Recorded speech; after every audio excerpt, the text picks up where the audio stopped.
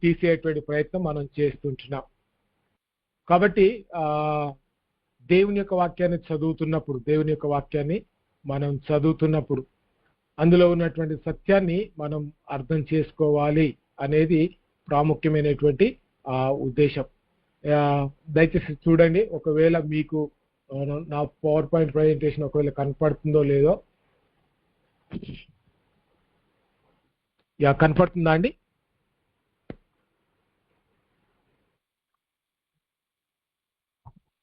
ఎవరైనా అన్మ్యూట్ చేసుకుని మాట్లాడండి. రైట్, థ్యాంక్ యూ అండి. నా పేరు జై కుమార్ అండి. ఈ సబ్జెక్ట్ ని నేనే టీచ్ చేయడానికి దేవుడు అవకాశం ఇచ్చాడు అనిల ద్వారా. సో ఇప్పుడు ఈ రోజు మనం ధ్యానం చేయవస్తున్నటువంటి అంశం హెర్మనెటిక్స్ అంటే వ్యాఖ్యాన శాస్త్రం. ఇందులో మనం ఈరోజు వ్యాఖ్యాన శాస్త్రం అంటే ఏమిటి, దాని యొక్క నిర్వచనం ఏంటి అనేది మనం చూస్తాం. దాంతో పాటు విషయాన్ని సరిగా అర్థం చేసుకోవడానికి ఎలాంటి విశ్లేషణ మనం చేయాలి అనే దాని గురించి మనం చూస్తాం. ఒకవేళ సమయం ఉంటే సరి అయినటువంటి వివరణ లేదా తప్పుడు వివరణకి ఉన్నటువంటి వ్యత్యాసాన్ని కూడా మనం చూడడానికి ప్రయత్నం చేద్దాం. గ్రీకు పురాణాలలో మీరు గమనించాల్సిన విషయం ఏంటంటే, ఈ హెర్మనెటిక్స్ అనేటువంటి పదం ఎట్లా వచ్చింది.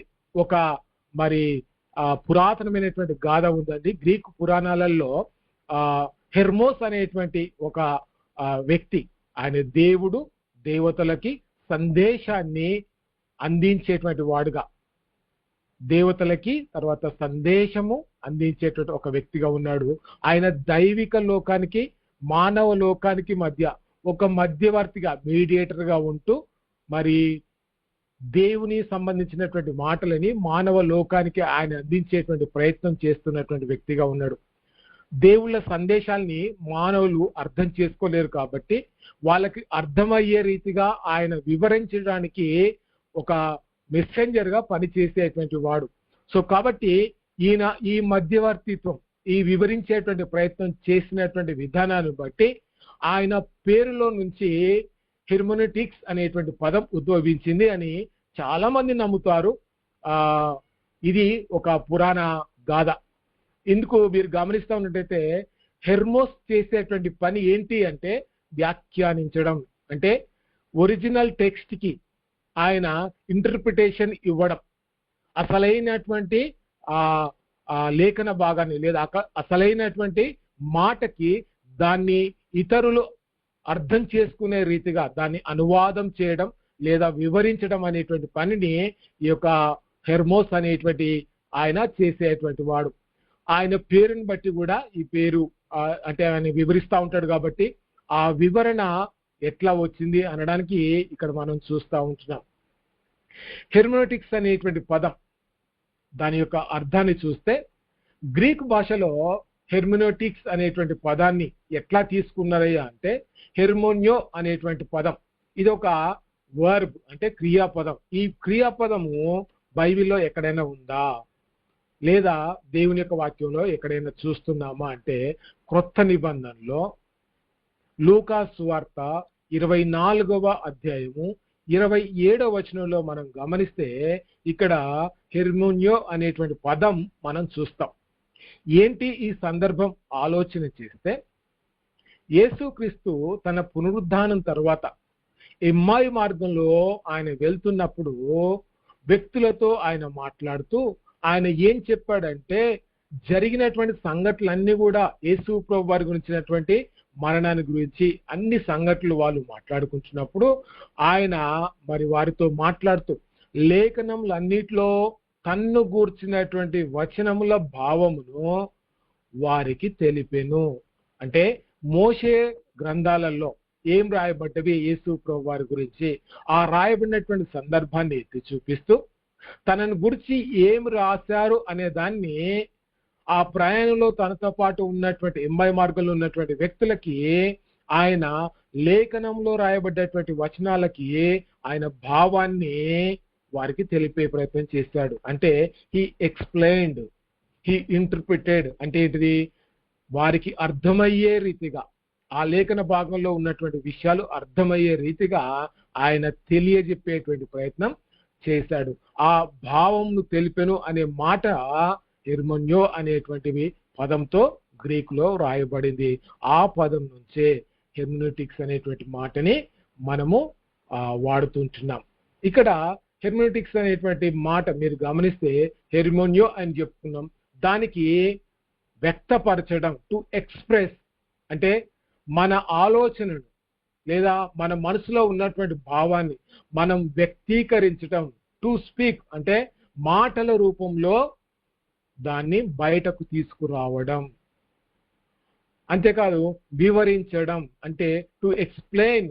క్లిష్టమైనటువంటి విషయాలు అవి అందరికీ అర్థం కావు కాబట్టి దాన్ని ఏం చేయాలి, సులువైనటువంటి రీతిగా మార్చి వారు అర్థం చేసుకునే రీతిగా దాన్ని వివరించాలి. అందుకే ఆ వివరించేటువంటి పని ఎక్కడి నుంచి వచ్చిందంటే హెర్మోనియో అనేటువంటి గ్రీకు పదం నుంచి వచ్చింది. అంతేకాదు ఇతర భాషల్లో ఉన్నటువంటి సందేశం, ఏదైనా పుస్తకం, ఏదైనా మాట, దాన్ని కూడా మనం అర్థం చేసుకోలేము కాబట్టి అనువదించడం జరుగుతుంది. ఇక్కడ కూడా టు ట్రాన్స్లేట్ అంటే ఒక్కరికి అర్థం కాని భాష నుండి అర్థమయ్యేటువంటి భాషలోనికి మార్చడం.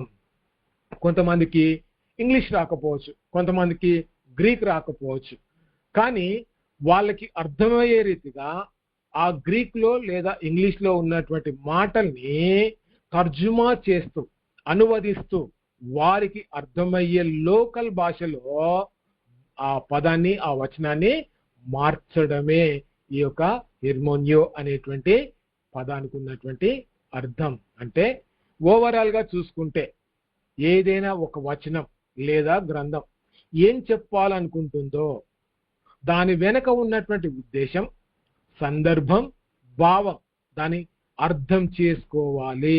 ఆ అర్థం చేసుకునేటువంటి కళ, దాన్నే లేదా శాస్త్రాన్ని హెర్మెనూటిక్స్ అని చెప్పి అంటారు. ఇప్పటి వరకు నేను చెప్పినటువంటి వాటిలో అయ్యా ఏదైనా అర్థమైంది, అర్థం కాని ఏదైనా ఉందా?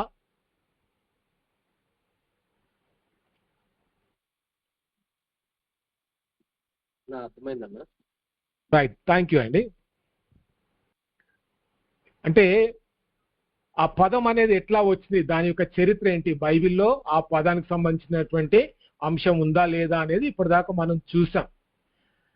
ఇప్పుడు మనం గమనిస్తే బైబిల్కి సరి అయినటువంటి రీతిలో అర్థం చేసుకోవడానికి కొన్ని రూల్స్, కొన్ని నియమాలు లేదా కొన్ని వర్గీకరణలు లేదా కొన్ని పద్ధతులు ఉన్నాయి. వాటిని మనం సరిగ్గా పాటించినప్పుడే అసలైనటువంటి అర్థాన్ని మనం బయటకు తీయగలుగుతూ ఉంటాం.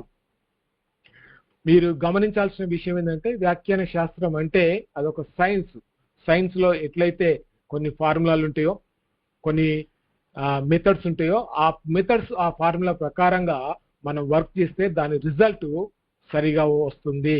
అట్లనే దేవుని యొక్క వాక్యాన్ని మనం పరిశీలన చేసేటప్పుడు దానికి ఉన్నటువంటి నియమాలు, దానికి ఉన్నటువంటి వర్గీకరణలు, దానికి ఉన్నటువంటి పద్ధతులు మనం తప్పకుండా తెలుసుకొని దేవుని యొక్క వాక్యాన్ని చదివితే అసలైనటువంటి అర్థాన్ని మనం బయటకి తీసుకురాగలుగుతాం. వ్యాఖ్యాన శాస్త్రం యొక్క కొన్ని నియమానాలు లేదా వర్గీకరణలను బట్టి పడితే సరిపోదు.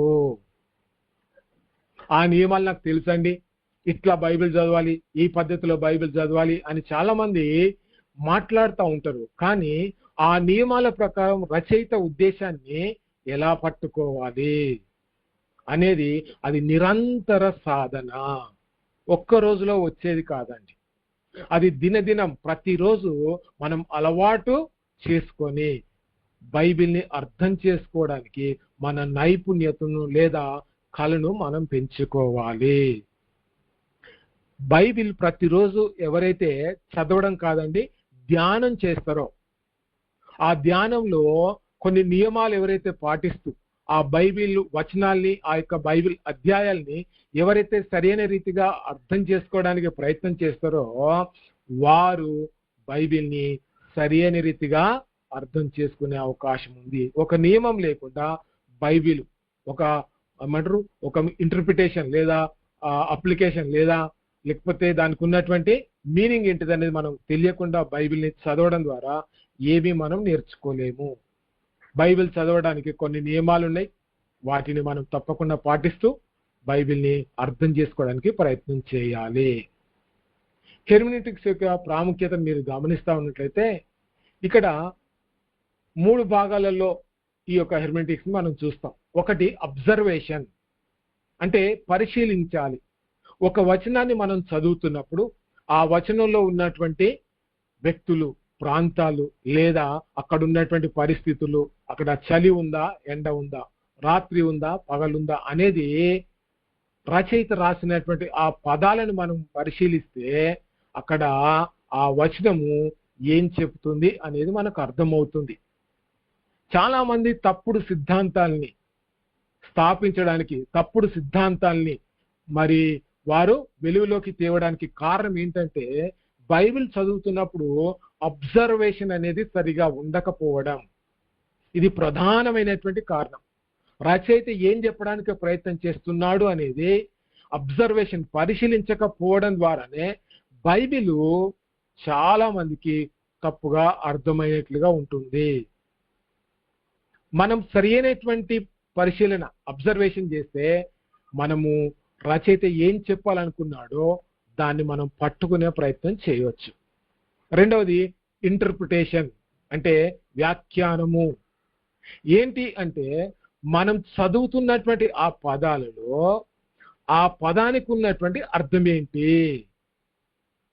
ఆ పదము దేని గురించి మాట్లాడుతుంది, ఆ పదము రాసిన వ్యక్తికి సంబంధించిందా, లేదా అక్కడ ఉన్నటువంటి ఆడియన్స్, అక్కడ ఉన్నటువంటి వినడానికి ఉన్నటువంటి ప్రజలకు సంబంధించిందా, అది ఎవరు పాటించాలి, అది ఎవరి కోసం ఈ పదం రాయబడ్డది, అది తెలుగు పదంలో ఏం అర్థం ఉంది, ఇంగ్లీష్లో అర్థం ఏముంటుంది, గ్రీకులో ఇదే పదము ఏం అర్థం ఇస్తుంది అనేది కొంచెం ఆ చదువుతున్నటువంటి ఆ యొక్క వ్యాఖ్యానము జాగ్రత్తగా మనం పరిశీలించేటువంటి ప్రయత్నం చేస్తే బాగుంటుంది. పరిశీలించకుండా, బైబిల్లోనేటువంటి పదాలను పరిశీలించకుండా ఇంటర్ప్రిటేషన్ మనం చేయొద్దు, వ్యాఖ్యానం చేయొద్దు. ఈ వచనం ఇదే మాట్లాడుతుంది అని చెప్పడానికి వీల్లేదు. గమనించాలి. మూడవది మీరు గమనించాల్సిన విషయం ఏంటంటే అప్లికేషన్. రచయిత ఉద్దేశాన్ని పట్టుకొని మనం పాఠ్య భాగాన్ని అర్థం చేసుకొని దాన్ని సరైన రీతిగా వ్యాఖ్యానించినప్పుడు, దానికి అర్థం చెప్పినప్పుడు ఆ అర్థాన్ని గ్రహించినటువంటి పాఠకుడు దాన్ని, అందులో ఉన్నటువంటి సత్యాన్ని మన జీవితంలో అన్వయించుకోవాలి. ఆ సత్యం మన జీవితానికి ఎలా వర్తిస్తుంది అనేది మనము తప్పకుండా మరి పరిశీలన చేస్తూ దాన్ని పాటించడానికి ప్రయత్నం చేయాలి. అందుకే ఈ హెర్మెటిక్స్ లో కంపల్సరీ అబ్జర్వేషన్ ఉండాలి, ఇంటర్ప్రిటేషన్ ఉండాలి, అప్లికేషన్ కూడా ఉండాలి. పరిశీలిస్తూ దాన్ని సరైన రీతిగా వ్యాఖ్యానం చేస్తూ ఆ తర్వాత దాన్ని అన్వయించుకోవాలి. తర్వాత అబ్జర్వేషన్ మనం చేసేటప్పుడు నిశిత పరిశీలన మనం చేసేటప్పుడు హెబ్రీ పత్రిక 11వ అధ్యాయంలో కొన్ని మాటికి వచ్చేటువంటి పదాలు ఉన్నాయి, పునరావృతమయ్యేటువంటి పదాలు. ఏంటి ఆ పదం అంటే విశ్వాసము. విశ్వాసమును బట్టి అనే పదము దాదాపు 11 సార్లు మనం గమనిస్తూ ఉంటాం. అంటే ఈ 11 సార్లు ఆ అధ్యాయంలో ఆ రచయిత రాయడానికి కారణం ఏంటంటే విశ్వాసం యొక్క అర్థాన్ని ఆయన చెప్పడానికి ప్రయత్నం చేశాడు. ఆ విశ్వాసం ఎట్లా మన జీవితంలో మనకి ఉపయోగపడుతుంది, మనం ఏ విధంగా విశ్వాసంలో జీవించాలి అని చెప్పడానికి మనకి ఎంతగానో సహాయం చేస్తుంది. కాబట్టి ఒక అధ్యాయం అంతా చదువుతున్నప్పుడు మాటికి ఏ పదమైతే కనపడుతుందో ఆ పదము ఆ అధ్యాయానికి టైటిల్, హెడ్డింగ్. అంటే రచయిత ఎక్కువ ఏ పదాన్నైతే వాడాడో ఆ పదానికి సంబంధించినటువంటి అంశం, ఆ పదానికి సంబంధించినటువంటి అర్థం ఆయన చెప్పడానికి మిగిలిన వచనాలన్నీ కూడా రాశాడని చెప్పి మనం గమనించాలి. ఆ తర్వాత పోలికలు, వ్యత్యాసాలు. గమనించాల్సిన విషయం ఏంటంటే రోమిలకు రాసిన పత్రిక అంతా కూడా దేవుని యొక్క రక్షణకు సంబంధించినటువంటి విషయాల్ని చాలా అద్భుతంగా వివరించేటువంటి పుస్తకం. ఈ పుస్తకంలో అపోస్తలుడైనటువంటి పౌలు 6వ అధ్యాయానికి వచ్చేసరికి 23వ వచనంలో పాపం అంటాడు, దేవుని కృప అంటాడు. మరణం అంటాడు, నిత్య జీవం అంటాడు. ఈ పదాలు చాలా వ్యత్యాసంతో కూడుకున్నటువంటి పదాలు. పాపం మనిషిని చంపుతుంది, దేవుని కృప మరణాన్ని నుంచి తప్పించి నిత్య జీవాన్ని ఇస్తుంది. అంటే ఆయన ఆ 1-2 వచనాలలో వ్యతిరేకమైనటువంటి పదాలు, వ్యత్యాసంతో కూడినటువంటి పదాల ద్వారా దైవికమైనటువంటి సత్యాన్ని ఆయన చెప్పేటువంటి ప్రయత్నం చేస్తున్నాడు. అంటే చూడండి ఎంత గంభీరమైనటువంటి పదాలు వాడి ఒక లోతైనటువంటి సత్యాన్ని స్థాపించేటువంటి ప్రయత్నము పౌలు గారు చేశాడో మనం అర్థం చేసుకోవాలి. అందుకే మనము వాక్యాన్ని చదువుతున్నప్పుడు ఏదైనా పోలిక ఉందా, ఈ వచనంలో ఏదైనా వ్యత్యాసం, వ్యతిరేకమైనటువంటి పదాలు ఉన్నాయా, వాటిని కూడా మనం కొంచెం గమనించాలి. ఆ తర్వాత కారణం, దాని యొక్క ఫలితం. యాకోబు రాసిన పత్రిక 1:15లో దురాశ గర్భము ధరించి పాపమును కనగా పాపము పరిపక్వమై మరణమును కనును. ఇక్కడ మీరు గమనిస్తే దురాశ అనేది కారణం అయితే పాపము మరియు మరణము దాని ద్వారా వచ్చే భయంకరమైనటువంటి ఫలితాలు. అంటే ఏం చెప్పడానికి ప్రయత్నం చేస్తున్నాడు యాకోబు గారు? అయ్యా, పాపము అనేది ఏం చేస్తుంది? మనల్ని మరణానికి నడిపిస్తుంది. కాబట్టి పాపము అంత భయంకరమైనది అనే సత్యాన్ని ఆయన చెప్పేటువంటి ప్రయత్నం చేస్తా ఉన్నాడు. ఈ పాపం విషయంలో మనం జాగ్రత్తగా ఉండాలి అనే సందేశాన్ని ఆయన ఇచ్చేటువంటి ప్రయత్నం చేశాడు. కాబట్టి మనం చేస్తున్నటువంటి ప్రతి పనికి ఫలితం అనేది ఉంటుంది. ఆ ఫలితం ఎట్లా ఉంటుంది, పాపం ద్వారా మనకు కలిగేటువంటి ఫలితం ఏంటి అనేది ఈ వచనం మనకి తెలియజేస్తుంది. మరొక అంశాన్ని గురించి చూస్తే అబ్జర్వేషన్లోనే సందర్భాన్ని బట్టి కూడా మనం అర్థాన్ని నిర్ణయించాలి. ఏంటి? వాక్యాన్ని విడివిడిగా వాడితే అది తప్పుడు సిద్ధాంతాలకు దారితీస్తుంది. అనేకమైనటువంటి తప్పుడు సిద్ధాంతాలు మనం చూస్తూ ఉన్నాం మన చుట్టుపక్కల. వాళ్ళు ఏం చేస్తారు అంటే దేవుని యొక్క వాక్యాన్ని అక్కడ కొంచెం ఇక్కడ కొంచెం తీసుకొని ఆ 2 వచనాల్ని కలిపి ఇదే ఒక సత్యం అని చెప్పేటువంటి ప్రయత్నం చేయడం చాలా మనం గమనిస్తూ ఉంటాం. ఏంటి అంటే అక్కడ సందర్భము వేరుగా ఉంటుంది.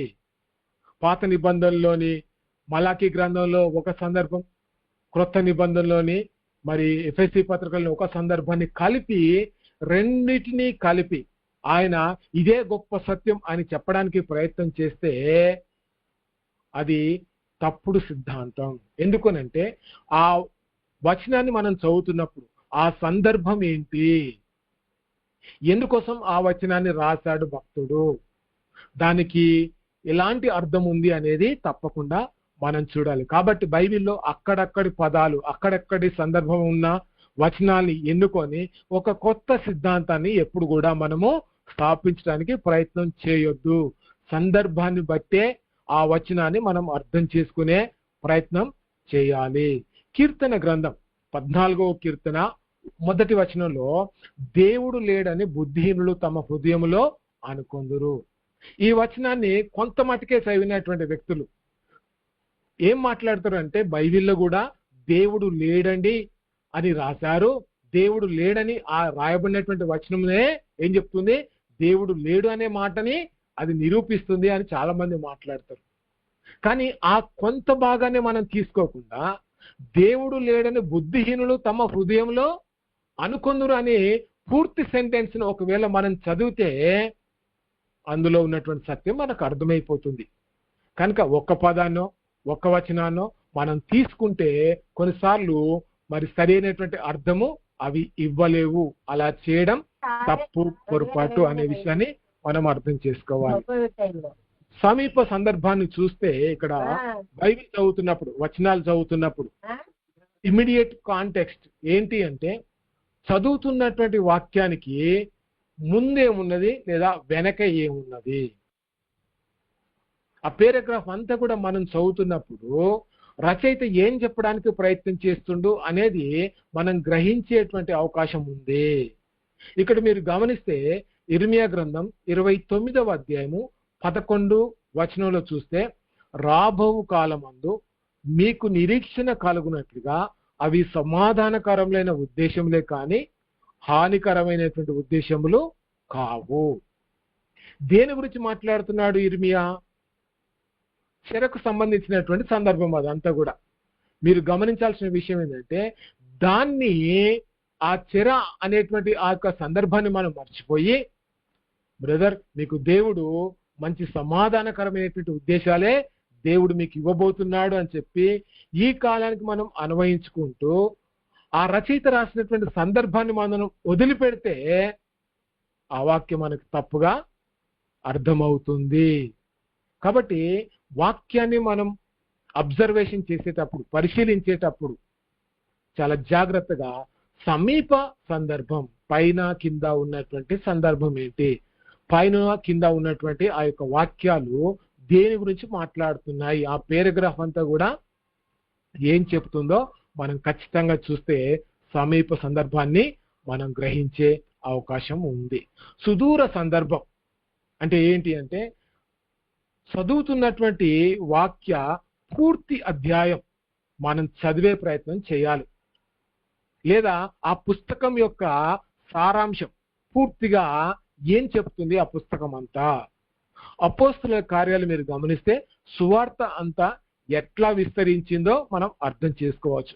మత్తయి సువార్తలో యేసు ప్రభువారి యొక్క జన్మ, ఆయన చేసినటువంటి అద్భుతాలు, ఆయన శ్రమ, ఈ మూడిటి గురించి మత్తయి సువార్త వివరిస్తుంది. వీటిని గురించి మనం తెలుసుకోవాలి అంటే ఆ పుస్తకం మొత్తం కూడా చదివితే దేని గురించి ఆ పుస్తకం మాట్లాడుతుందో మనం తెలుసుకునే అవకాశం ఉంది. అంతేకాదు బైబిల్ అంతా చదివితే మానవుని యొక్క పాపము, దేవుని యొక్క ప్రేమ, మానవుడు పాపంలో ఉన్నప్పుడు దేవుడు మానవునితో సహవాసం చేయడానికి లేదా మానవుని పరిశుద్ధపరచడానికి యేసు క్రీస్తుగా ఆయన జన్మించి ఆయన మరణించి రక్షణ ఇచ్చినటువంటి విధానాన్ని బైబిల్ అంతా కూడా చెప్తుంది మనకి. అంటే బైబిల్ మొత్తం సారాంశాన్ని కూడా మనం తెలుసుకునేటువంటి ప్రయత్నం చేయాలి. అంటే పూర్తి వాక్యాన్ని చదవాలి, పూర్తి అధ్యాయాన్ని చదవాలి, లేదా పూర్తి పుస్తకాన్ని మనం చదివితేనే వాటి గురించినటువంటి సరి అయినటువంటి అవగాహన మనకి కలుగుతుంది. కాబట్టి ఎప్పుడు కూడా ఒక్క వచనాన్ని తీసుకొని ఒక వితండవాదంతో ఒక సిద్ధాంతాన్ని ఇదే సత్యము అని చెప్పేటువంటి ప్రయత్నం మనం ఎన్నడూ కూడా చేయొద్దు. రెండోది మీరు గమనించాలి, అబ్జర్వేషన్ లో పూర్వ భావనను పక్కకి పెట్టడం.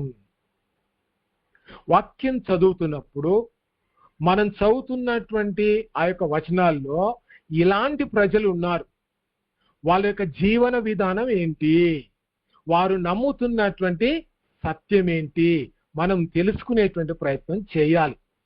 ఎందుకనంటే పాత నిబంధన రాయబడ్డటువంటి పరిస్థితులు వేరు, కొత్త నిబంధన రాయబడ్డటువంటి పరిస్థితులు వేరు.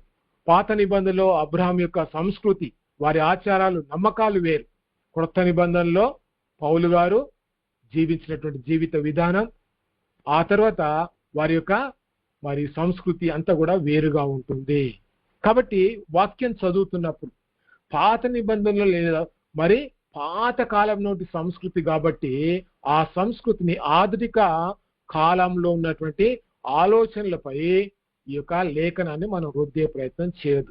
ఇక్కడ ఒక చిన్న ఉదాహరణ చూద్దాం. రూతు గ్రంథం 4వ అధ్యాయం 7వ వచనంలో చెప్పును తీసి మరొకరికి ఇవ్వడం. మీరు బైబిల్ చదివితే మీకు అర్థమవుతుంది. అక్కడ ఏంటి అంటే ఈ దినాల్లో ఎవరైనా చెప్పులు ఇతరులకు మనం ఇస్తున్నాము అంటే అదొక అవమానం లేదా అసభ్యతగా వారు భావించేటువంటి అవకాశం ఉంది. నాకేంటి ఈయన చెప్పులు ఇవ్వడం అనే ఆలోచన మనకు కలుగుతుంది.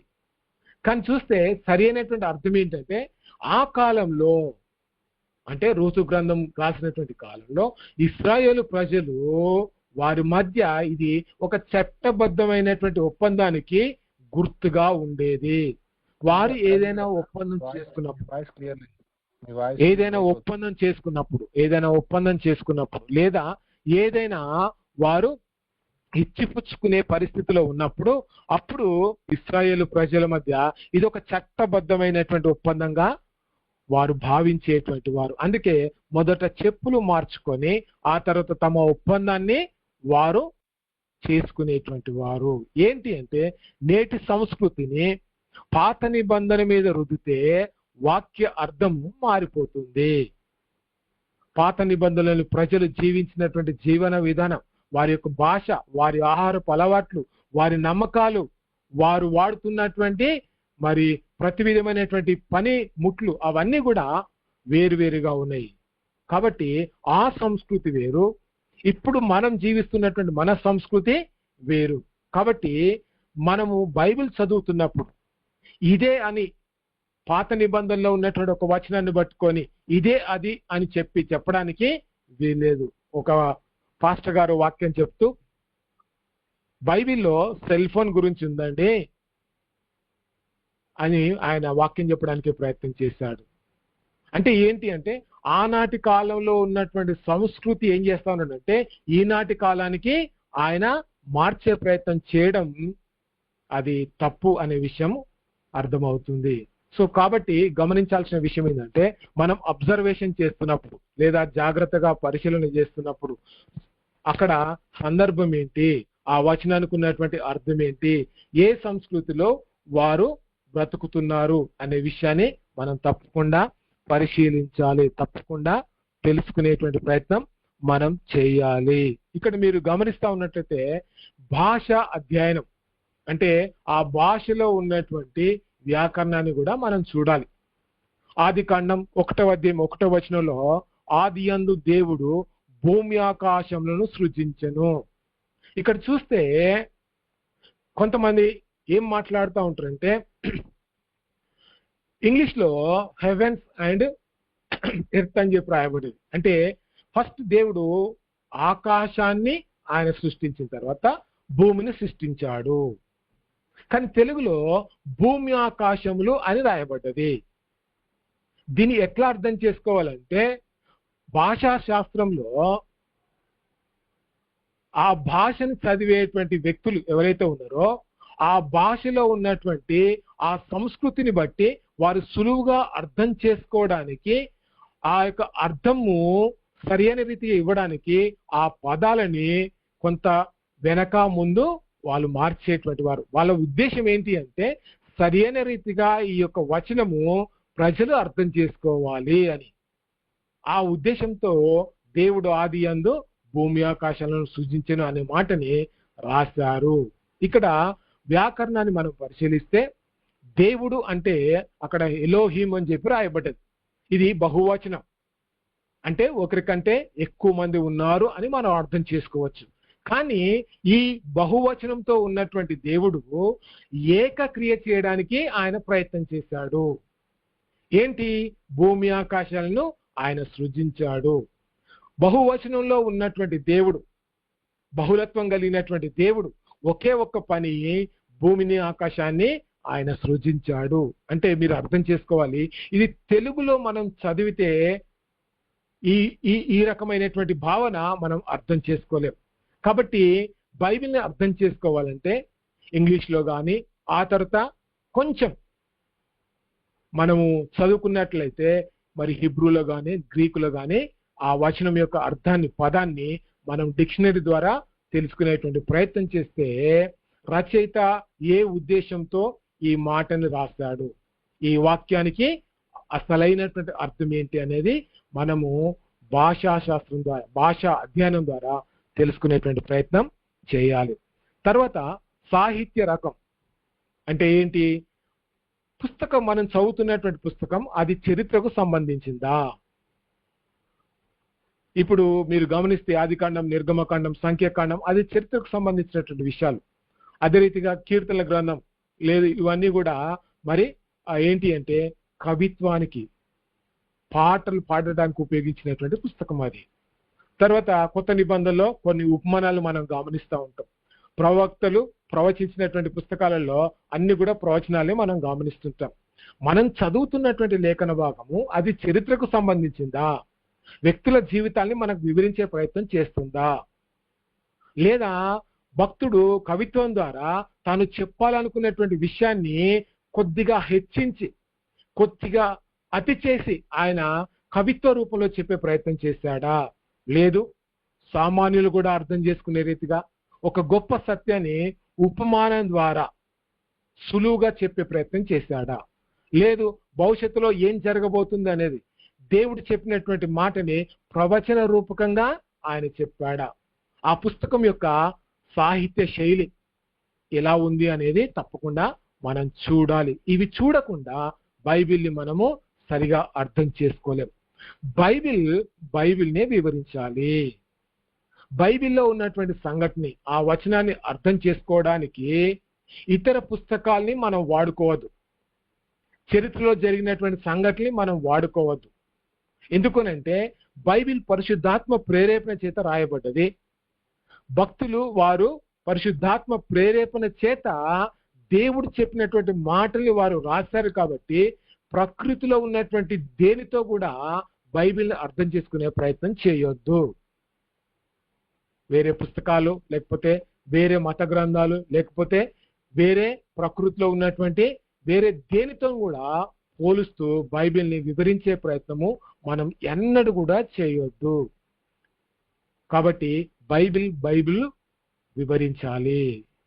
బైబిల్ని వివరించేటువంటి ప్రయత్నం చేయాలి.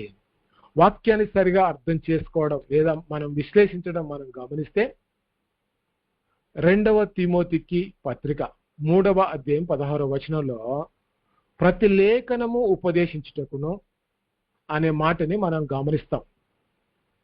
అంటే ఏంటి అంటే ఆ ఉపదేశి సరిదిద్దుటకును అనే మాటను గమనిస్తాం. అంటే దేవుని యొక్క వాక్యాన్ని మనం చదువుతున్నప్పుడు ప్రతి లేఖనాన్ని ఏం చేయాలి? జాగ్రత్తగా పరిశీలించాలి, జాగ్రత్తగా ఉపదేశించాలి. రైట్లీ డివైడింగ్ అంటే ఏంటి? అందులో ఎలాంటి వేరే ఆలోచనలు కలపకుండా రచయిత ఏం చెప్పాలని అనుకున్నాడో దానికి సరి అయినటువంటి అర్థాన్ని మనం విభజించి వివరించే ప్రయత్నం చేయాలి. లేఖనాల్ని వంకరగా కాకుండా దేవుడు ఉద్దేశించినటువంటి అర్థంలోనే వివరించడం జరగాలి. ఏది జరగాలంటే వ్యాఖ్యాన నియమాలు మనకు తప్పకుండా అవసరం. అంటే వ్యాఖ్యానించడానికి కొన్ని నియమాలు, కొన్ని రూల్స్, కొన్ని మెథడ్స్ ఉన్నాయి కాబట్టి ఆ మెథడ్స్ ని ఫాలో అవుతూ వ్యాఖ్యాన నియమాలను బట్టి దేవుని యొక్క వాక్యాన్ని మనం చదువుతూ అర్థం చేసుకుంటే సరి అయిన రీతిగా బైబిల్ని మనం గ్రహించగలుగుతూ ఉంటాం. కాబట్టి వాక్యాన్ని సరిగా విశ్లేషించడం మనం తప్పకుండా చేయాలి. అయ్యా ఏమైనా ప్రశ్నలు ఉన్నాయా? ఇప్పటిదాకా చెప్పిన దాంట్లో మీకు ఏదైనా ప్రశ్న ఉందా?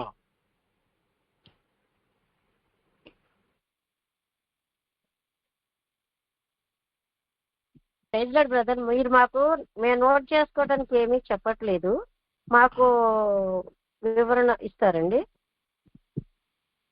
అమ్మా మీకు నోట్స్ గ్రూప్ లో పోస్ట్ చేస్తారమ్మా. ఓకే, రైట్ అండి. ఇప్పటి వరకు చెప్పిన దాంట్లో ఏదైనా ప్రశ్న ఉందా అండి? ఏం ప్రశ్న లేదు బ్రదర్, చాలా క్లియర్ గా చెప్తున్నారు. రైట్ అమ్మా. మీరు అవసరమైతే స్క్రీన్ షాట్ కూడా మీరు తీసుకోవచ్చమ్మా. అది మీకు తర్వాత చదువుకోవడానికి ఉపయోగపడుతుంది. నోట్స్ కూడా ఇస్తారు తప్పకుండా. రైట్ అమ్మా, ముందుకెళ్దాం. పాఠ్య భాగ విశ్లేషణ అంటే మనం చదువుతున్నటువంటి పాఠ్య భాగాన్ని ఎట్లా మనము విశ్లేషించాలి? సొంత నమ్మకాల కాంతితో కాకుండా అక్షర సత్యాల ఆధారంగా పరిశుద్ధాత్మ ప్రేమతో కాదండి, ప్రేరణతో గ్రంథకర్త ఏం చెప్పాడు అని శోధించాలి. అంటే పరిశుద్ధాత్మ ప్రేరేపణ చేత దేవుని యొక్క సత్యాన్ని, అక్షర సత్యాన్ని మనము శోధించేటువంటి ప్రయత్నం చేయాలి. అలా చేస్తేనే మనం సరైనటువంటి అర్థాన్ని గ్రహించే అవకాశం ఉంది. సొంత నమ్మకాలు అంటే ఇంతకుముందు మనకున్నటువంటి మూఢనమ్మకాలు లేదా ఇంతకుముందు ఎక్కడో దేవుని సేవకులు చెప్పినటువంటి ఏదో లోక సంబంధమైనటువంటి మరి విశ్లేషణ, ఇంటర్ప్రిటేషన్, ఆయన చెప్పినటువంటి వ్యాఖ్యానం, దాన్ని మనం మనసులో ఉంచుకొని బైబిల్ని మనం చదివితే పరిశుద్ధాత్మ దేవుడు రాయించినటువంటి ఆ అర్థాన్ని మనం గ్రహించలేం. కాబట్టి తప్పకుండా మనము ఈ యొక్క పాఠ్య భాగాన్ని చదువుతున్నప్పుడు అందులో ఏముంది అనేది వెతికే అటువంటి ప్రయత్నం మనం తప్పకుండా చేయాలి. దానికోసం మనము పరిశోధించాలి, శోధించాలి అని మనం చూస్తూ ఉన్నాం.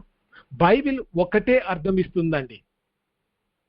బైబిల్లో రచయిత ఆ యొక్క పుస్తకాన్ని, ఆ అధ్యాయాన్ని, ఆ వచనాన్ని రాస్తున్నప్పుడు ఆయన మనసులో ఉన్నది ఒక్కటే అర్థం, వేరే అర్థాలు లేవు. కానీ మనమేం మాట్లాడతాం, అయ్యగారు ఒక్కొక్క పాస్టర్ గారు ఒక్కొక్క రకంగా వాక్యం బోధిస్తారండి, బైబిల్కి అనేక అర్థాలు ఉన్నాయండి, వారు దేవుడు వారికి ఇచ్చినటువంటి ప్రేరేపణ చేత దైవ మర్మాలు రకరకాలుగా చెప్తారండి అని మనం చాలా సందర్భాల్లో వింటాం. కానీ అది తప్పు. రచయిత చెప్పాలనుకున్నటువంటి ఉద్దేశం, దానికి ఉన్నటువంటి అర్థం ఒక్కటే. ఆ ఒక్క అర్థాన్ని మనం వెతికి పట్టుకునే ప్రయత్నం మనం చేయాలి. బైబిల్ అనేక అర్థాలు ఇవ్వదు. అందుకోసం మనం చేయాల్సింది ఏంటంటే, మొట్టమొదటిగా రచయిత ఉద్దేశాన్ని తెలుసుకోవాలి. ఏం తెలుసుకుంటాం? ఉదాహరణకి యోహాను సువార్త 10వ అధ్యాయం 9వ వచనంలో నేనే ద్వారమును, ఐ యామ్ ది వే అని చెప్పన్నాడు. అక్కడ మీరు గమనిస్తా ఉన్నట్లయితే యేసుక్రీస్తు ప్రభువారు నేనే మార్గమును, సత్యమును, జీవమును అన్నాడు. ఆ మార్గం గురించి మాట్లాడుతున్నటువంటి సందర్భంలో యేసు ప్రభువారు మార్గము అంటే ఆయన దారి కాదండి, ఆయన ద్వారానే రక్షణ. ఆయన దగ్గరికి అంటే దేవుని దగ్గరికి మనం ప్రవేశించాలి అంటే యేసు ప్రభువారు మాత్రమే మనకు ఆధారం. అందుకే నేనే మార్గమును అని చెప్పాడు. నేనే మార్గమును అనే మాటని యేసు ప్రభువారు మాట్లాడాడు. యేసు ప్రభువారిని నమ్ముకుంటే ఆయనే రక్షకుడు అని చెప్పి, ఆయనే పాప క్షమాపణ ఇచ్చేటువంటి దేవుడు అని చెప్పి నీ హృదయంలో నువ్వు అంగీకరిస్తేనే దేవుని దగ్గరికి నువ్వు చేరడానికి అవకాశం ఉంటుంది. దేవుడు పరిశుద్ధుడు, మానవుడు పాపి. పాపి అయినటువంటి మానవుడు పరిశుద్ధుడైనటువంటి దేవుని చేరుకునే పరిస్థితులు లేవు, అది అసాధ్యం. కానీ యేసు క్రీస్తు ద్వారా అది సాధ్యమైంది అని చెప్పడానికి నేనే మార్గమును అని యేసు ప్రభువారు మాట్లాడినటువంటి సందర్భాన్ని మనం చూస్తూ ఉంటాం. రచయిత యేసు క్రీస్తు రక్షణ మార్గము అని చెప్పి తెలియజేశాడు. ఒక వ్యక్తి రక్షణలోనికి రావాలి అంటే రక్షణ కొరకు యేసు క్రీస్తుని ఆశ్రయించాల్సిందే, వేరే మార్గమే లేదు, వేరే మార్గమే లేదు. నిజమైనటువంటి అర్థాన్ని మనం గ్రహించాలి. యోహాను సువార్త 21వ అధ్యాయం 15 నుంచి 17 వచనాలలో పేతురుతో యేసు ప్రభువారు మాట్లాడుతూ, పేతురు నువ్వు నిజంగా నన్ను ప్రేమిస్తున్నావా అని మాట్లాడినటువంటి సందర్భాన్ని చూస్తే అక్కడ 2 గ్రీకు పదాలు వాడారు. ఏంటి అంటే, ఒకటి అగాపే. ఈ అగాపే ప్రేమ స్వార్థం లేనటువంటి ప్రేమ, త్యాగపూరితమైనటువంటి ప్రేమ, ఇతరుల కోసం ప్రాణం పెట్టేటువంటి ప్రేమ. కాబట్టి ఈ ప్రేమని ఈ వచనాలలో వాడారు. ఫిలియో అనేటువంటి మరొక ప్రేమను గురించి కూడా ఈ వచనాలలో వాడినట్టుగా మనం చూస్తాం. ఏంటి అంటే, యేసు ప్రభువారు పేతురుని 3 సార్లు నీవు నన్ను ప్రేమిస్తున్నావా అని అడిగాడు. దానికి వ్యాఖ్యానం మీరు గమనిస్తే తెలుగులో ప్రేమ ఒకటే అని కనిపిస్తుంది, కానీ గ్రీకులో వేరు వేరు పదాలు వాడబడ్డాయి. యేసు ప్రభువారు మొదట అగాపే ప్రేమతో నన్ను ప్రేమిస్తున్నావా అని చెప్పి అడిగాడు. కానీ పేతురు ఏం చెప్పాడంటే, అయ్యా నేను ఫిలియో అంటే సహోదర ప్రేమ, స్నేహపూర్వకమైనటువంటి ప్రేమతో నేను నిన్ను ప్రేమిస్తున్నాను అని చెప్పాడు. మనం చెప్పుకున్నాం కదా, దేవుడు యేసు ప్రభువారు అగాపే ప్రేమని పేతురు నుంచి కోరుతున్నాడు. త్యాగపూరితమైనటువంటి ప్రేమ, స్వార్థం లేనటువంటి ప్రేమ, మారనటువంటి ప్రేమ. ఆ ప్రేమని పేతురు నుంచి యేసు ప్రభువారు ఆశిస్తే పేతురు గారు అయ్యా స్నేహపూర్వకమైనటువంటి ప్రేమ, సహోదర ప్రేమ మాత్రమే నేను నిన్ను ఆ ప్రేమతోనే ప్రేమిస్తాను అంటే, సహోదర ప్రేమ కొన్ని రోజులు ఉంటది, కొన్ని రోజులు ఉండదండి. కానీ యేసు ప్రభువారు పేతురు నుంచి అడిగేది ఏంటంటే నిస్వార్థమైనటువంటి ప్రేమ. ఇది గ్రీకు భాషలో చదివితేనే మనకు అర్థమవుతుంది. తెలుగులో మనం చదివితే 2 సందర్భాల్లో ప్రేమ అని మాట కనపడుతుంది. ఈ తేడా ఫిలియో లేదా అగాపే, ఆ తేడా మనకి గ్రీకు భాషలోనే స్పష్టంగా అర్థమవుతుంది. అందుకే బైబిల్ చదివేటప్పుడు మరి ఇంగ్లీషు, ఆ తర్వాత వేరే భాష గ్రీక్, హిబ్రూ భాషను కూడా మనము కొంచెం తెలుసుకునేటువంటి ప్రయత్నము మనం చేయాలి. అలా చేయగలిగితే మనం సరైనటువంటి అర్థాన్ని మనము తెలుసుకోవచ్చు. యేసు ప్రభువారు పేతుర్ని లోతైనటువంటి అంకిత భావం వైపు నడిపిస్తుంటున్నాడు. పేతురు గారు లోక సంబంధమైనటువంటి ప్రేమతోనే నేను నిన్ను ప్రేమిస్తున్నాను అని చెప్పి పలికాడు. రెండిటికి ఎంత వ్యత్యాసం ఉందో ఒక్కసారి మనం గమనించాలి.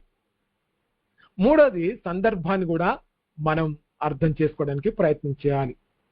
2-3 నా నామమున ఎక్కడ కూడి ఉందరో, మత్తయి సువార్త 18:20 ఈ వచనాన్ని చాలా మంది ఒక 4-5 ఉన్నటువంటి సంఘం, ఒక 10 మంది ఉన్నటువంటి సంఘంలో, అయ్యా మేము చాలా తక్కువ మందితో ఉన్నాం, ఎక్కడ 2-3 కూడి ఉంటారో అక్కడ నువ్వు ఉంటానన్నటువంటి దేవుడు మా మధ్యలో నువ్వు ఉన్నావు అని ప్రార్థన చేస్తూ ఉంటారు. ఇక్కడ ఈ సందర్భం మొత్తం కూడా సంఘం యొక్క క్రమశిక్షణ గురించి రాయబడ్డది. సంఘంలో 2 ఉన్నారా, 3 ఉన్నారా, 5 ఉన్నారా, 10 మంది ఉన్నారా, ఈ సంఖ్యను గురించి ఈ వచనం రాయలేదు. విశ్వాసుల మధ్య ఐక్యతను తెలపడానికి, విశ్వాసులు అందరూ కలిసి తీసుకునే ఒకే నిర్ణయాన్ని గురించి ఈ వచనం మాట్లాడుతుంది. మనం అర్థం చేసుకునే విధానమేమో తక్కువ మంది, అయ్యా చిన్న మందగా మేము కొద్ది మందే ఉన్నాము అని చెప్పి సంఖ్యను బట్టి ఈ వచనాన్ని మనం అర్థం చేసుకుంటే, రచయిత ఏం చేశాడు అంటే విశ్వాసుల మధ్య ఉన్నటువంటి ఐక్యత, వారు కలిసి తీసుకునే ఒకే నిర్ణయం గురించి ఆయన రాశాడు. ఇక్కడ ఇది సంఖ్య గురించి కాదు, దేవుని చిత్త ప్రకారం కూడిన విశ్వాసుల మధ్య ఆయన సన్నిధి ఉంటుంది. ఎవరైతే ఏక మనసుతో కూడుకుంటారో, ఒకే ఆలోచన, ఒకే ఉద్దేశం కలిగి ఐక్యతతో వారు కలిసి సహవాసం చేస్తారో నిజంగా వారి మధ్య దేవుని సన్నిధి ఉంటుంది. ఆ ఉద్దేశంతో ఈ వచనము రాయబడింది. ఆ తర్వాత సందర్భాన్ని మనం అర్థం చేసుకుంటే, నన్ను బలపరచు వాని అందే నేను సమస్తమును చేయగలను. ఫిలిప్పీ పత్రికలో 4:13 చాలా మంది దీన్ని చాలా తప్పుగా అర్థం చేసుకునే ప్రయత్నం చేస్తారు. ఏంటంటే, నేను చదవకపోయినా దేవుడు నన్ను ఎగ్జామ్స్ లో పాస్ చేస్తాడు లేదా చేశాడు. ఈ మధ్య యూట్యూబ్లలో ఇలాంటి సాక్ష్యాలు మనం చాలా వింటున్నాం. దేవుడు ఆమె ప్రార్థన చేయగానే, మరి నేను ఎక్కువగా చదవలేదు కానీ దేవుడు నన్ను పాస్ చేశాడు, నేను అడిగింది దేవుడు నాకు ఇచ్చాడు అని చాలా మంది ఈ వచనాన్ని తప్పుగా అర్థం చేసుకునే ప్రయత్నం చేస్తున్నారు. నేను ప్రాక్టీస్ చేయకపోయినా ఈ క్రికెట్ మ్యాచ్ లో నేను గెలుస్తాను అనుకొని ఈ వచనాన్ని ఆధారం చేసుకొని పోతే కొన్నిసార్లు మనం గెలవచ్చు, ఓడిపోవచ్చు. ఎందుకంటే నేను సమస్తమును చేయగలను అనే మాటని అది భౌతిక విజయాల కోసం మనం వాడుకోవడం అనేది పొరపాటు. ఏదో దేవుడు నీ జీవితంలో సక్సెస్ ఇస్తాడు, నువ్వు అనుకున్న పెద్ద అచీవ్మెంట్ దేవుడు ఇస్తాడు అని ఈ వచనాన్ని ఆధారం చేసుకొని భౌతిక విజయాన్ని మనం కోరుకోవడం తప్పు. ఏంటి సందర్భం అంటే, అపోస్తలుడైనటువంటి పౌలు ఆయన జైల్లో ఉంటూ ఈ మాట రాశాడు. ఎందుకు రాశాడు అంటే, అయ్యా నాకు ఆహారం ఉన్నా లేకపోయినా, నా జీవితంలో సుఖాలున్నా కష్టాలున్నా, నా చుట్టూ ఉన్నటువంటి పరిస్థితులు అన్ని మారిపోయినా సరే, నేను ఏ స్థితిలో ఉన్నానో దేవుడిచ్చే బలంతో నేను ఈ శ్రమలు, ఈ కష్టాలు తట్టుకొని దేవుని కోసం నేను నిలబడగలను, వాటిని నేను సహించగలను అనే ఉద్దేశంతో పౌలు నన్ను బలపరచు వాని అందే నేను సమస్తమును చేయగలను. ఏ స్థితిలో ఉన్నా దేవుడు నన్ను బలపరుస్తాడు, ఆయన కోసం నేను బ్రతుకుతాను. ఆ అర్థంతో ఈ మాటని ఆయన రాశాడు. మనం మాత్రము భౌతిక విజయాల కోసం దాన్ని వాడుకోవడం చాలా పొరపాటు. ఈ వచనం ఏదైనా సాధించగలను అనే మాట కాదు. ఏ పరిస్థితిలోనైనా క్రీస్తు ద్వారా నేను ఆయన కొరకు నిలబడగలను అనే అర్థాన్ని ఇస్తుంది.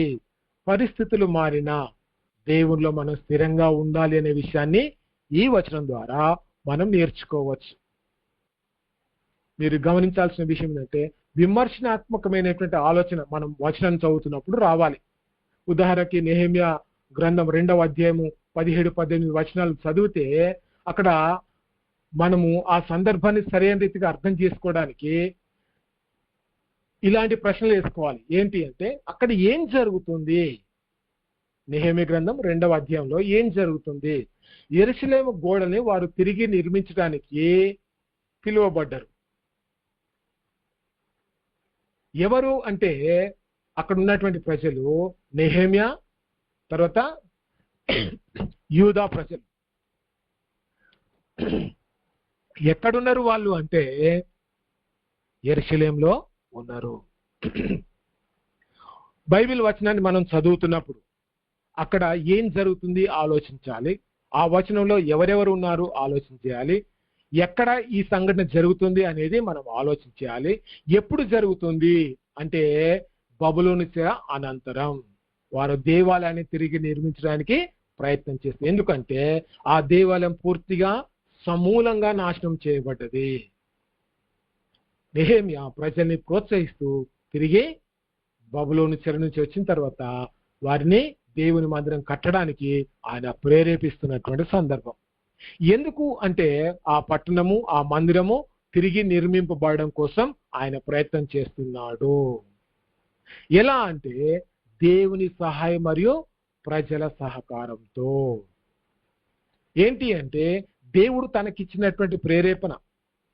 అదే కాదు, తను దేవుని యొక్క వాక్యం విషయంలో, దేవుని యొక్క మందిర విషయంలో ఉన్నటువంటి ఆసక్తిని ప్రజలకి చెప్పినప్పుడు కొంతమంది స్పందించి వారు సహకరించడానికి ముందుకొచ్చారు.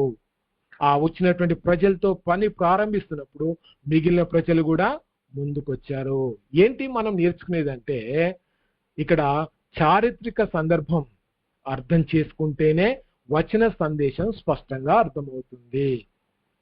అక్కడ జరుగుతున్నటువంటి సందర్భం ఏం జరుగుతుంది, ఈ వచనంలో ఎవరెవరు ఉన్నారు, ఎక్కడ జరుగుతున్నది, ఏ ప్రాంతంలో జరుగుతుంది, ఎప్పుడు జరిగింది అంటే అది రాత్రి జరుగుతుందా, పగలు జరుగుతుందా, చెర నుంచి బయటకు వచ్చిన తర్వాత జరుగుతుందా, చెరలో ఉన్నప్పుడు జరుగుతుందా అనేది కొంచెం పరిశీలించాలి. ఎందుకు జరుగుతుంది, ఈ కారణం అంటే అక్కడ జరుగుతున్నటువంటి ఆ యొక్క పరిస్థితికి, ఆ యొక్క పనికి కారణం అనేది ఏంటి అనేది కూడా ఆలోచన చేయాలి. ఇట్లా ప్రతి వచనాన్ని, ఒక పేరాగ్రాఫ్ ని లేదా ఒక అధ్యాయాన్ని మనం చదువుతున్నప్పుడు ఈ ప్రశ్నలు మనం తప్పకుండా వేసుకొని వాక్యాన్ని విమర్శనాత్మకమైనటువంటి ఆలోచనతో చదివితే చాలా బాగా అర్థమవుతుంది. చివరిగా ఒక్క అంశం, విద్యార్థిగా లేదా బోధకుడిగా వ్యాఖ్యాన శాస్త్రం యొక్క ప్రాముఖ్యత. ఇది ఒకటి చెప్పుకొని మనం ముగించేసుకుందామండి. బాధ్యతాయుతమైనటువంటి పరిచర్య చేయాలి అంటే వ్యాఖ్యాన శాస్త్రంలో ఉన్నటువంటి ఆ యొక్క నియమాలు, రూల్స్ ని మనం తప్పకుండా పాటించాలి. ఏంటి ఆ నియమాలంటే అబ్జర్వేషన్, ఇంటర్ప్రిటేషన్, అప్లికేషన్. బోధకుడు బాధ్యతాయుతమైనటువంటి పరిచర్య చేయాలంటే వాక్యాన్ని పరిశీలించాలి. ఆ వాక్యంలో ఉన్నటువంటి లోతైనటువంటి అర్థాన్ని బయటకు తీసి ప్రజలకు చెప్పాలి. ఎందుకంటే బోధకుడు దేవుని ఎదుట జవాబుదారి. మనం చేసే ప్రతి ప్రసంగానికి ప్రజలు మార్చబడడం, అదే సమయంలో గొప్ప మార్పు ప్రజల్లో రావడం కూడా జరుగుతుంది. కాబట్టి వీటి విషయంలో మనం జవాబుదారితంగా మనం ఉంటాం. రెండవది, ఈ యొక్క వ్యాఖ్యాన శాస్త్రాన్ని మనం అధ్యయనం చేయడం ద్వారా సంఘంను తప్పుదోవ పట్టకుండా కాపాడడం. మన చుట్టూ రకరకాల బోధకులు ఉంటారు. కొంతమంది శనివారం నాడే ఆరాధన చేయాలని అంటారు, కొంతమంది యేసు నామంలోనే బాప్తిసం పొందాలి అంటారు, కొంతమంది బైబిల్లో త్రిత్వం లేదు అని అంటారు, కొంతమంది ఏం మాట్లాడుతున్నారంటే అసలు ఆదివారం నాడే ప్రార్థనకి రావాలి, దేవుని మందిరంలో ఆరాధించాలని బైబిల్లో ఎక్కడుందండి అని చాలా మంది మాట్లాడే ప్రయత్నం చేస్తూ ఉంటారు. ఇలాంటి మాటలకి మన సంఘంలో ఉన్నటువంటి విశ్వాసులు పడిపోతూ సత్యం తెలియకపోతే వారిని వెంబడించే ప్రయత్నం చేయడం జరుగుతుంది. కాబట్టి సంఘానికి సత్యమైనటువంటి బోధన మనం ఇచ్చినప్పుడు సంఘము తప్పుదోవ పట్టకుండా కాపాడబడుతుంది. అందుకే దేవుని యొక్క సేవకుడు వ్యాఖ్యాన శాస్త్రంలో ఉన్నటువంటి రూల్స్ ని తప్పకుండా తెలుసుకోవాలి. మూడవది, వాక్యాన్ని జీవితంలో అన్వయించుకోవడం. నువ్వు తప్పుగా అర్థం చేసుకుంటే వాక్యాన్ని నువ్వు తప్పుగా అన్వయించుకుంటావు. అప్పుడు నీ జీవితము తప్పుడు మార్గంలోకి వెళ్తుంది. వాక్యాన్ని సరైన రీతిగా అర్థం చేసుకొని నేర్చుకున్నటువంటి సత్యాన్ని ఆచరణలో పెట్టడానికి మనం ప్రయత్నం చేయిస్తే అది మనకెంతో మేలుకరం. కాబట్టి ఖచ్చితంగా మన జీవితంలో దేవుని యొక్క వాక్యాన్ని అన్వయించుకునేటువంటి ప్రయత్నం చేయాలి. చాలా మంది సత్యం తెలుసుకుంటారండి, సత్యాన్ని వెలికి తీసేటువంటి ప్రయత్నం చేస్తూ ఉంటారు, కానీ వారి జీవితంలో అన్వయించుకునేటువంటి విషయంలో వారు ముందుకు రారు. ఈ వచనం నా కొరకే, ఈ వచనం ద్వారా దేవుడు నాతో మాట్లాడుతున్నాడు, నాకున్నటువంటి పాపపు అలవాటు మార్చుకోవాలి అనే ఆలోచనలోకి రాకపోవడం చాలా విచారకరం. అందుకే వాక్యం చదువుతున్నప్పుడు అది మన జీవితానికి కూడా ఏ సత్యం అయితే మనకు అర్థమైందో దాన్ని మన జీవితంలో ఆచరణలో పెట్టడానికి, అనుసరించడానికి ప్రయత్నం చేయాలి. 4వది, బోధనలో స్పష్టతను తీసుకురావడం. వ్యాఖ్యాన శాస్త్రంలో ఉన్నటువంటి ఆ రూల్స్ ని, ఆ నియమాల్ని మనం పాటించడం ద్వారా, వాక్యాన్ని చదివేటప్పుడు పాటించాల్సిన నియమాలు తెలుసుకోవడం ద్వారా బోధలో స్పష్టత వస్తుంది. చాలా మంది బోధకులు ఎక్కడంటే ఆది కాండంలో ప్రారంభమవుతారు, ఆ తర్వాత ప్రకటన గ్రంథంతో ముగిస్తారు. ఏంటి అంటే మధ్యలో ఎక్కడికెక్కడికో వెళ్ళి ఒక సందర్భం లేకుండా, ఒక అంశం లేకుండా వారికి ఏది నోటికొస్తే దాన్నే బోధిస్తూ ఒక స్పష్టత లేకుండా దైవ సందేశాన్ని ఇస్తారు. దానివల్ల ఉపయోగం ఏమి ఉండదండి. అందుకే బోధలో స్పష్టత రావాలంటే వాక్య శాస్త్రం, హెర్మనెటిక్స్ ని మనం చదవాలి, దాన్ని పరిశీలన చేయాలి. బోధకుడు వాక్యాన్ని సులభంగా మరియు స్పష్టంగా వివరించగలుగుతాడు. దీని ద్వారా సులభమైన అంటే కొన్ని కష్టమైనటువంటి సందర్భాలు ఉంటాయండి, వాటిని ఈ యొక్క వ్యాఖ్యాన నియమాలతో మనము పరిశీలన చేసి అందులో మనకు అర్థమైనటువంటి సత్యాన్ని కొద్ది మాటలతో సులభమైనటువంటి రీతిగా మనం వివరించే ప్రయత్నం చేయవచ్చు. రైట్ అండి, థ్యాంక్ యూ. హెర్మనెటిక్స్ పరిచయం అంతా అయిపోయింది. ఇంతటితో నా క్లాస్ అయిపోయింది. మీరు ఏదైనా మాట్లాడాలనుకుంటే, ఏదైనా ప్రశ్న అడగాలనుకుంటే దయచేసి అడిగే ప్రయత్నం చేయండి.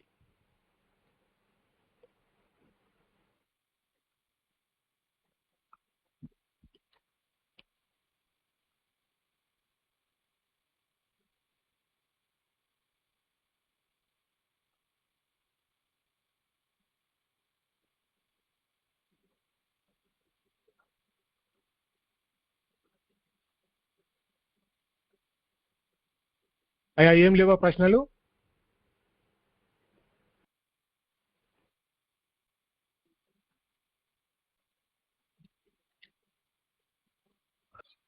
ఏమీ లేదు బ్రదర్, అర్థం. థ్యాంక్ యూ అండి. రెండు విషయాలండి. ఒకటి, మీకు స్పష్టంగా అర్థమైంది కాబట్టి ప్రశ్నలు ఏమీ ఉండకపోవచ్చు. లేదు, ఏమీ అర్థం కాకపోయినా కూడా ఏ ప్రశ్న అడగాలో తెలియదు కాబట్టి దానివల్ల కూడా ప్రశ్న ఉండకపోవచ్చు. కాబట్టి నేను అనుకుంటున్నా చెప్పినటువంటి ప్రతి మాట నేను స్క్రీన్ మీద చూపించాను కాబట్టి మీరు సరైన రీతిగా అర్థం చేసుకున్నారు అని చెప్పి నేను భావిస్తా ఉన్నా. స్టిల్ ఇంకా ఎవరైనా ఏదైనా అడగాలంటే దయచేసి అడగొచ్చు. Praise lord brother. చెప్పండి బ్రదర్. ఇక్కడ పాఠ్యభాగ విశ్లేషణలో అయ్యా. సొంత నమ్మకాలు, సొంత ఆలోచనలు అవి మనము వాడకూడదని చెప్తూ అక్షర సత్యాల ఆధారంగా పరిశుద్ధాత్మ ప్రేమతో అన్నారు కదా, ప్రేరేపణతో. అక్కడ నేను చెప్పాను, నాది నేను టైపింగ్ మిస్టేక్ అని. అక్కడ నేను అప్పుడే ఆ సందర్భంలో చెప్పాను నేను. థ్యాంక్ యూ సార్, నేను అదే రాస్తున్నాను. మరి అక్కడ ప్రేరేపణతో, ప్రేమ కాదండి, ప్రేరేపణతో అప్పుడే చెప్పాను నేను అది. Okay, thank you. Thank you అండి. ఇంకా ఎవరైనా?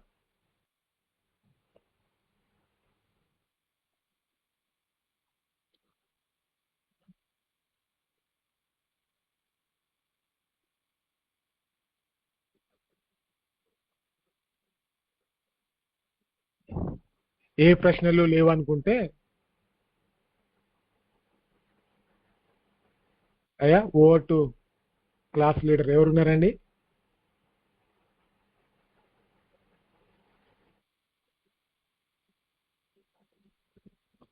బ్రదర్ ఈ రోజు వరకు ఎవరు క్లాస్ లీడర్ లేరండి. సరే, చాలా సంతోషం అండి. సిస్టర్ మీరే ప్రార్థన చేసి ముగించేస్తే మనం లీవ్ కావచ్చు. ఓకే బ్రదర్, దేవి నామానికి మహిమ కలుగును గాక. బ్రదర్ ఎంత స్పష్టంగా మరియు క్లియర్గా కొన్ని అంశాల వైపుగా మాకు వివరించడం జరిగింది. అందుకు దేవాది దేవునికి హృదయపూర్వక వందనాలు తెలియజేసుకుంటూ, మరి ఇంకను నేర్పించే విధానం మేము గ్రహించుకున్నటకు కూడా మాకు దేవుడు గ్రహించటకు కృప చూపించాలని ప్రార్థన చేస్తున్నామండి. స్తోత్రములు తండ్రి, మహాపరిశుద్ధుడ, గొప్ప దేవుడా, అలయ జ్ఞానం గల దేవా, స్తోత్రములు తండ్రి. మాకైతే జ్ఞానం లేదయ్యా, నీ మితిలేని జ్ఞానం వల్ల తండ్రి మేము నేర్చుకున్నటకు తండ్రి సహాయం దయచేయము దేవా, స్తోత్రములు తండ్రి. అయా బ్రదర్ ఎంత చక్కగానో తండ్రి కొన్ని అంశాలకు ఇసుక తండ్రి మాకు అయా చూపిస్తూ తండ్రి, అయా బోర్డులో చూపిస్తూ తండ్రి నోట్ చేసుకోవాల్సిన విషయాలను కూడా తండ్రి మాకు తెలియజేస్తూ తండ్రి బోధించిన విధానంకై వందనములు తండ్రి. పరిశుద్ధాత్మడా, స్తోత్రములు తండ్రి, సహాయం చేయము దేవా. ఇది మొదలుకొని తండ్రి ట్రైనింగ్ క్లాస్ అంతటిలో తండ్రి నీ సహాయము మాకు కావాలయ్యా. ఎందుకంటే మేము బైబిల్ జ్ఞానములు తండ్రి ఎంత మాత్రము అవగాహన లేని వారమై ఉన్నాము తండ్రి. వందనములు తండ్రి. చెప్పే ప్రతి ఒక్క విషయాన్ని తండ్రి గ్రహించి తండ్రి అయా మేము అవలంబించుకుంటూ తండ్రి మాలో అప్లై చేసుకుంటూ తండ్రి ఒక్కొక్క సందర్భాన్ని బట్టి ఒక్కొక్క మాటను తండ్రి ఒక్కొక్క వచనాన్ని తండ్రి అయా మేము నేర్చుకున్నటకు సహాయం దయచేస్తున్న దేవా, స్తోత్రములు స్తోత్రములు తండ్రి. ప్రేమ పూర్ణుడా, స్తోత్రాలు స్తోత్రాలు తండ్రి. కృపా సత్య సంపూర్ణుడా, స్తోత్రములు తండ్రి. అయా వందనములు తండ్రి. అయా సలోమోన్ అంతటి వాడే తండ్రి. అయా మరి అన్నారు తండ్రి నాకైతే జ్ఞానము లేదు తండ్రి నేను రాజ్య పరిపాలన చేయడానికి అన్నప్పుడు తండ్రి నీ పరిశుద్ధాత్మతోను తండ్రి నీ జ్ఞానముతో పాటు తండ్రి సమస్త ఐశ్వర్యమును తండ్రి తనకు దయచేసావయ్యా. మేము కూడా బైబిల్ క్లాసులో కూర్చున్న ప్రతి ఒక్కరము తండ్రి ఏది తెలియని స్థితిలో నుంచే అక్కడికి వస్తున్నాము కనుక తండ్రి తెలుసుకుంటకు తండ్రి కొన్ని విషయాలను మాకు నేర్పిస్తుండగా తండ్రి అయా నేర్పిస్తున్న ప్రతి ఒక్క విషయాన్ని తండ్రి మేము గ్రహించటకు సహాయం దయచేయం దేవా, స్తోత్రములు తండ్రి. అయా మేము అయా ఇతరులకు చెప్పేలాగున తండ్రి అయా స్తోత్రములు తండ్రి నేర్చుకున్న వాటిని తండ్రి ఇతరులకు బోధించేలాగున తండ్రి మాకు కృప చూపించము తండ్రి. స్తోత్రములు తండ్రి. ముందుగా తండ్రి మేము నేర్చుకోవాలయ్యా, నేర్చే మంచి మనసును మాకు దయచేయము. నేర్పిస్తున్న మరి స్తోత్రములు తండ్రి నేర్పిస్తున్న తండ్రి టీచర్స్ను కూడా తండ్రి నువ్వు జ్ఞాపకం చేసుకో తండ్రి. మాకు ఏ విధంగా బోధిస్తే తండ్రి అర్థమవుతుందనే విధంగా తండ్రి వారిని తండ్రి అభిషేకించుకొని వాడుకొని దేవా, స్తోత్రములు స్తోత్రములు తండ్రి. అయా స్తోత్రాలయా పరిశుద్ధాత్మడా, స్తోత్రములు సహాయం దయచేస్తున్న దేవా, స్తోత్రములు తండ్రి. ఈ రోజు మొదటి దినమున తండ్రి అయా నువ్వు వాడుకున్న విధానంకై స్తోత్రములు తండ్రి. ఎంతో మంది తండ్రి ఎన్నో రోజుల నుంచి తండ్రి అయా వందనములు తండ్రి ఎదురు చూస్తామయ్యా ఈ రోజు కోసం తండ్రి వందనాలయ్యా. అయా స్తోత్రములు తండ్రి. అయా ముఖ్యంగా తండ్రి అయా నీ జ్ఞానమును నేర్చుకోవాలని అయా ఆదికాండం నుంచి నిజంగా ప్రకటన గ్రంథం వరకు ఏ ఏ విషయాలు ఎక్కడెక్కడ రాయబడ్డాయో మాకెంత మాత్రము లేదయ్యా, తెలివి లేదు గనుక తండ్రి అయా వందనములు తండ్రి అయా గ్రహించుటకు తండ్రి కృప చూపించము దేవా, స్తోత్రములు తండ్రి. దినదినము తండ్రి వందనములు తండ్రి నీలో బలపడుటకు తండ్రి అయా స్తోత్రములు తండ్రి నీ జ్ఞానముతో నింపుటకు తండ్రి సహాయం దయచేస్తున్న దేవా, స్తోత్రములు తండ్రి. అయా సర్వాధికారి స్తోత్రములు తండ్రి, సర్వమెరిగిన దేవా, స్తోత్రములు స్తోత్రములు తండ్రి. అయా మొదటి రోజున తండ్రి అయా అయా బోధించిన బ్రదర్ని తండ్రి అభిషేకించుకొని వాడుకున్నందుకే వందనములు తండ్రి. అయా తనకిచ్చిన మంచి మనసుని బట్టి వందనాలయా. తను చేయించిన పరిచయం అంతలో తండ్రి నువ్వు సహాయకుడిగా ఉన్నందుకే వందనములు తండ్రి. ఆయా తనకిచ్చిన సంతానాన్ని ఆశీర్వదించము దీవించము దేవా, స్తోత్రములు స్తోత్రములు తండ్రి. తను చేయించిన పరిచయం అంతలో తండ్రి నీకే మహిమార్థంగా జరిగించము దేవా, స్తోత్రములు తండ్రి. ఆయా ఎక్కడికి వెళ్ళిన తండ్రి నోటికి బూరగా ఉండి తండ్రి చెప్పుటకు సహాయం దయచేస్తున్నందుకే వందనములు తండ్రి. ఆయా వందనములు తండ్రి. పరిశుద్ధాత్ముడా మేము వచ్చిన ప్రతి ఒక్క బిడ్డను తండ్రి పేరు పేరు వస్తున్న తండ్రి జ్ఞాపకం చేసుకో తండ్రి. పరిశుద్ధుడా స్తోత్రములు స్తోత్రములు స్తోత్రములు తండ్రి. ఇది మొదలుకొని తండ్రి ఆయా ఆది మొదలుకొని అంతం వరకు మాకు సహాయుడిగా ఉంటామని తండ్రి ఆయా మరి తండ్రి రాత్రికాల దీవెనలు పరలోకపు ఆశీర్వాదాలు మా పైన మెండుగా కుమ్మరిస్తావని నజరేడైన యేసు క్రీస్తు అతి పరిశుద్ధ నామములో అతి వినయంతో బ్రతిలాడి వేడుకుంటున్నాం తండ్రి. Amen. Praise lord brother. Thank you brother. Thank you అమ్మా, థ్యాంక్ యూ అండి. ఇంతటితో class ముగించబడ్డది.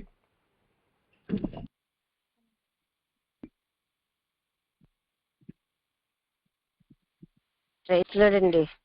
Brother praise Lord, sisters praise Lord, brothers and sisters. యేసుక్రీస్తు నామంలో చేరి వచ్చిన ప్రతి ఒక్క సిస్టర్ కి బ్రదర్ కి ఉదయపూర్వక వందనాలండి. Praise the lord. యేసుక్రీస్తు నామములో అందరికీ వందనాలండి. Praise lord. అందరికీ వందనాలు మేడం. అందరికీ వందనాలు. అందరికీ వందనాలండి. వందనాలు బ్రదర్స్ అండ్ సిస్టర్స్.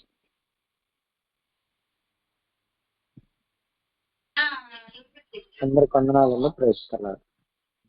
వచ్చిన సహోదర సహోదరులందరికీ ప్రభు నామమున వందనాలండి. Praise lord.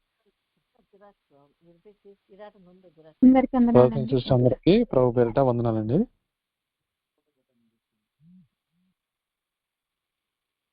ప్రైజ్ లార్డ్ అండి. అందరికీ వందనాలు. Praise lord.